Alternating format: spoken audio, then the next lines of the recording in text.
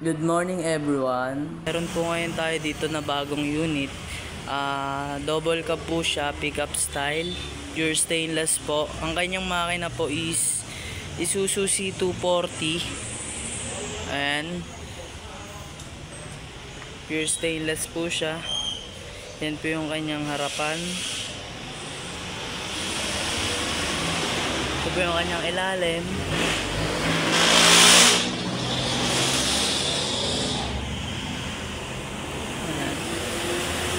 Yung kanyang gulong.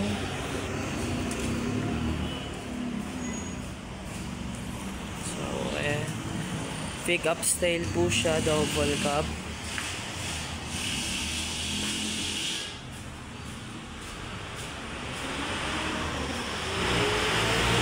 Pure stainless po, pati yung kanyang mga flooring.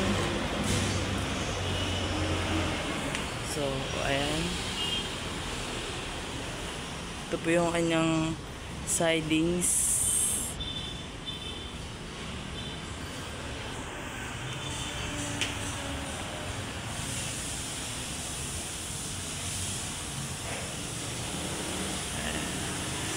May saya na rin po siya.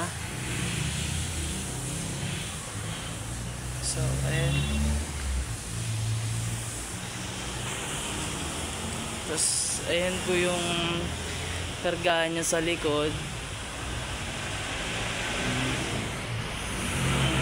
Stainless po siya. So, and checkered stainless po yung ginamit nating flooring sa kanya. Kaya wala pong kabulok-bulok kasi stainless. Ito naman po yung itsura ng likuran niya.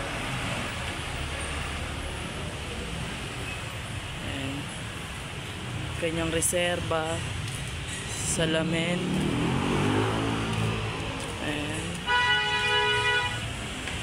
Pwede po siya lagyan ng aircon sa loob kung magpapasadya po kayo. Ayan. Steel top na rin po siya.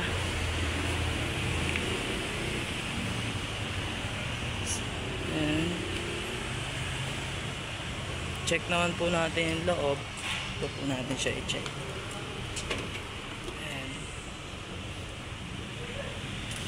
Leather po yung kanyang upuan, tsaka may sound system na rin po. Ayan. Naka-push na rin po siya. Steel top po siya, tsaka may ganto po kaya hindi po mainit sa loob. May ilaw na din po siya sa loob. So ayan, malawak po siya. Ang kanyang flooring po is stainless na rin. And check po natin yung loob. So, ayan. Yung kanyang steering wheel. Cambio. Tsaka, ayan po yung stereo po niya. So, ayan. Kanyang gauge. May kasama rin po siyang pan.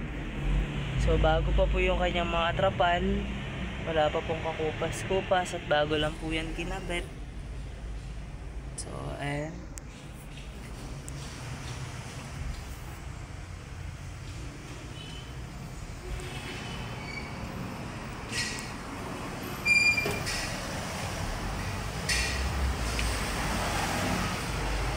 Ito po yung kanyang side mirrors. May signal po siyang kasama sa side mirrors. At kumpleto na rin po siya. May mga accessories na rin po. Isnagana po yan yung mga ilaw. Ayan. Kanya pong mga sticker.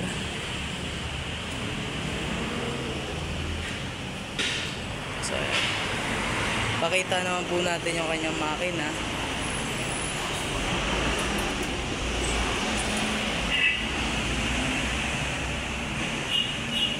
Kanyang radiator. Bago rin po yung kanyang battery.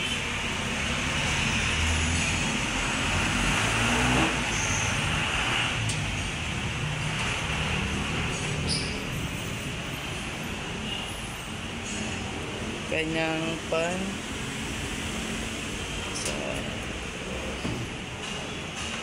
Isuzu C240 po ang kanyang makina. Pure stainless.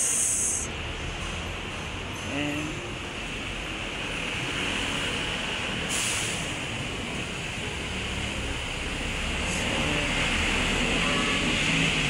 Bali ang asking price po nito is 450,000, negotiable, may bawas pa naman po yun. Tsaka nakarehistro na rin po ito. At kompleto po to, original po lahat. ORCR, tsaka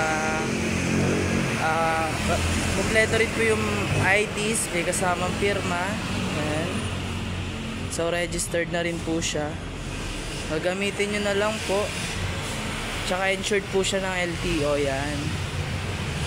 So sa 450 na po yun, na asking price is mababawasan pa po natin. Magkano po yung tawad nyo at magkasundo po tayo is wala pong problema. So yan,